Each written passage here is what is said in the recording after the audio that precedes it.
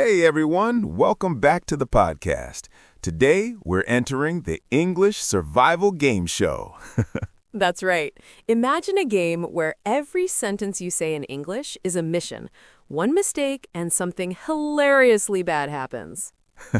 Listeners, think of it as a mix of a game show, comedy, and English lesson all rolled into one. We'll guide you through missions, laugh at mistakes, and teach practical ways to survive real-life English situations. The twist? Each level gets trickier. Level 1 is simple, level 2 gets challenging, and the final boss? A fluent English speaker. And the goal isn't just entertainment. You'll learn real sentence structures, natural speaking patterns, and practical conversation skills, all while having fun. Think of it this way. English mistakes aren't embarrassing here. They're part of the game. And the more you fail, the more you learn. By the end of this series, you'll feel confident speaking English in everyday situations, from job interviews to ordering coffee abroad, without the fear of messing up. So, are you ready, Sam? Shall we start the first mission? Absolutely. Let's survive English together, one hilarious mission at a time. All right, Grace. Level 1 mission. Survive a job interview in English. Seems simple, right? But trust me, one tiny mistake and it's game over.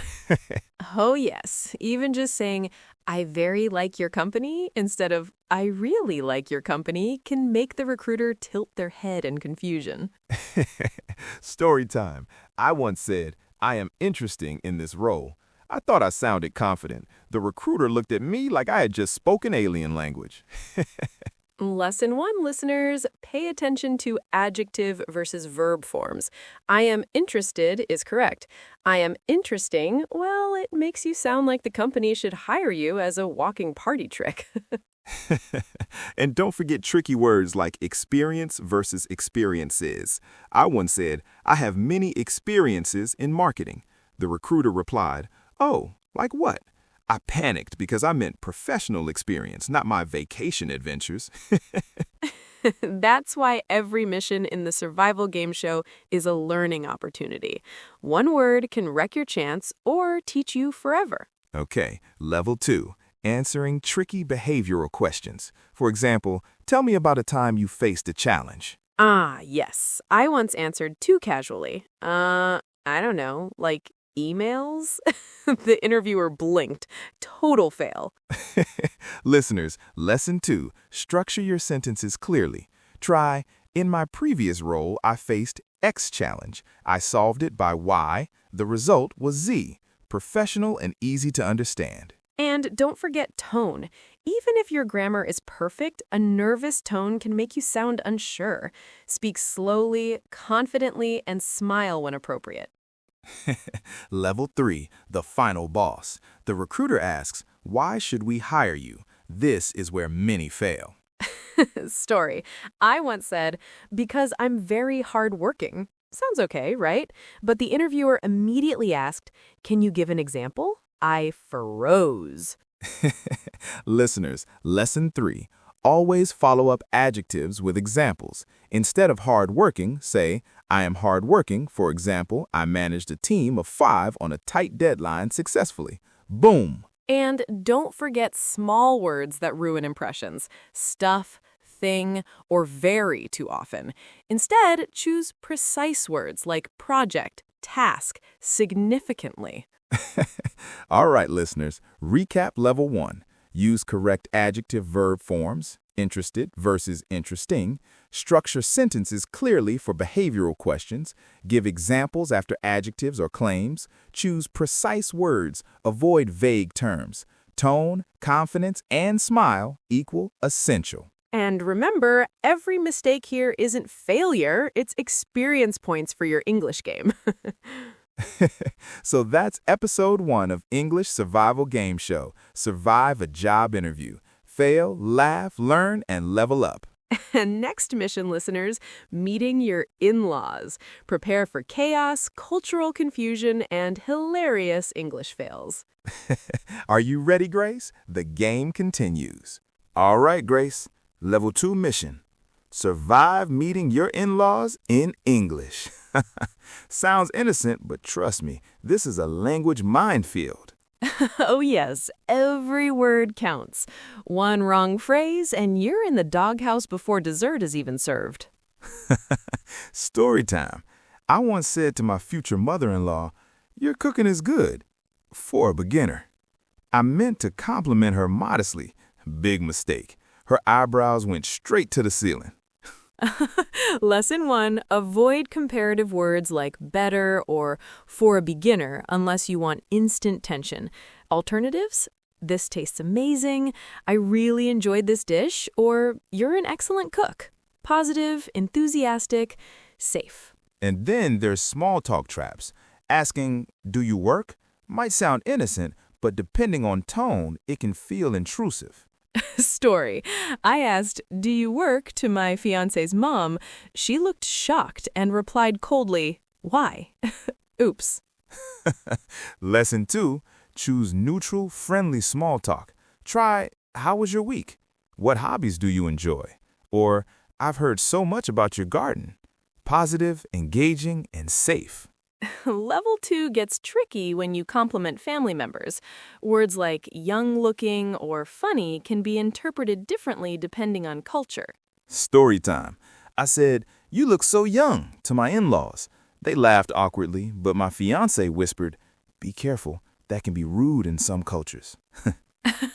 Lesson 3, stick to safe compliments. Food, hospitality, decorations, effort, or something universally positive. Avoid sensitive topics like age, appearance, or income. Now, the final boss, meeting your in-laws during a casual English conversation. You want to show confidence, respect, and charm, all in a language you're still learning. Story. I tried to impress them with a joke in English. I said, "I'm not just smart, I'm genius level smart." They blinked, silence, and then my fiance facepalmed. Lesson 4, humor can be tricky across languages. In doubt, stick to simple, warm, polite humor. Smile, laugh naturally, and don't overcomplicate your sentences. And let's not forget tone and body language. Even if your English is perfect, slouching, avoiding eye contact, or mumbling can make a bad impression. Confident posture plus polite smile equals half the battle won. And recap, level 2. Avoid sensitive comparative words like better for a beginner. Use friendly small talk like, "How was your week?" "What hobbies do you enjoy?" Safe compliments, effort, food, hospitality. Humor, carefully. Simple, polite jokes only. Tone plus posture, critical for confidence. And listeners, this mission teaches more than English grammar. It's about cultural awareness, emotional intelligence, and social skills all wrapped together. Exactly. You'll survive in-laws, impress them, and maybe even get invited back if you follow the English survival rules. And the best part? Every mistake here becomes a lesson for life because nothing sticks like a tiny disaster that makes you blush. That wraps up episode 2, Survive Meeting Your In-Laws. Next mission, survive ordering coffee in London. Tiny words, accents, and misunderstandings await. Are you ready, Sam? Level 3 is about to begin. All right, Grace. Level 3 mission, survive ordering coffee in London. Seems simple, but trust me, one tiny mispronounced word and the barista might laugh or panic. Oh, yes. I once said, "Can I have a cappuccino with skim milk?" but pronounced it cappuccino. The barista looked at me like I was speaking ancient language. Story time. I said medium latte, but in London, they say regular latte. The barista asked, "Medium? We don't have that." I panicked and pointed to the menu like a mime. Lesson 1, listeners. Know local vocabulary and common expressions. Tiny differences in words or phrases can cause confusion. And don't forget politeness words. I once said, "Give me coffee," instead of, "Could I have a coffee, please?" The barista's eyebrows shot up. Instant fail. Lesson 2. Small words like please, thank you, excuse me, can save your life in public English interactions. Politeness matters everywhere. Small slice. Level 2, ordering complicated drinks. Extra shot, oat milk, no sugar, light foam. One wrong order and you'll get a completely different drink. Story. I said 1 latte with no foam, extra hot, oat milk. They brought a cappuccino with sugar. Disaster. Lesson 3, practice pronunciation and clarity. Break the sentence into smaller chunks, speak slowly, and repeat key words. And then there's the accent trap. Londoners love their pronunciation quirks. I once asked for water and said it like American English. They asked, huh? Tip, listen to local pronunciation online or mimic locals when traveling. It reduces misunderstandings and builds confidence. Final boss. Ordering under pressure in a crowded cafe with people behind you. Nervousness plus fast service equals recipe for epic fails. Story time. I panicked, mumbled, and ended up with a hot chocolate instead of a flat white. My friend whispered, "You just failed level 3. Lesson 4. Stay calm, slow your speech, and focus on key words. Confidence always helps. Recap level 3. No local vocabulary, medium versus regular. Politeness is essential. Please, thank you. Break complex orders into chunks. Pay attention to local pronunciation. Stay calm under pressure. Slow your speech. Listeners, this mission teaches practical conversation skills, confidence, and real sentence structure under pressure. You'll survive cafes, airports, and any public English scenario. And the best part? Every mistake here is a story you'll remember forever. And laughter makes learning stick. All right, listeners. Episode 3 wraps up Survive Ordering Coffee in London. Are you ready for the ultimate mission? Level 4. Business presentation survival. Brace yourselves. Level 4 is where grammar, vocabulary, confidence, and charm all collide. Let's see if we can survive it. All right, Grace. Level 4, the final boss. Survive a business presentation in English. This is where grammar, vocabulary, confidence, and charm all collide. Oh, yes. One wrong word or awkward sentence structure, and the audience might think you have no idea what you're talking about. Story time. I once started a presentation with, "Today I will explain the things about our marketing stuff." Everyone stared. I froze. Disaster. Lesson 1, use specific and professional vocabulary. Things and stuff are casual, but in a business presentation, total fail. Better, today I will explain our marketing strategy and campaign objectives. Level 2, tense mistakes. I said, "Our company will made progress this quarter." The audience winced. I realized will made is a time-traveling grammar error. Lesson 2, double-check your verbs and tenses. Use will make progress or is making progress. Small grammar fixes equal big professional impact. And then there's filler words. Like, and you know can sneak in under pressure and destroy credibility.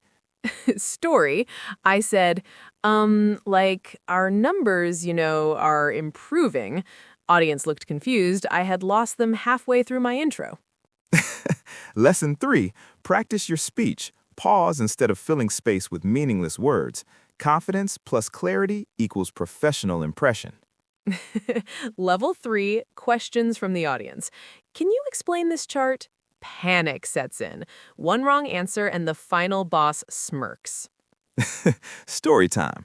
I stammered, "Well, the numbers show growth?"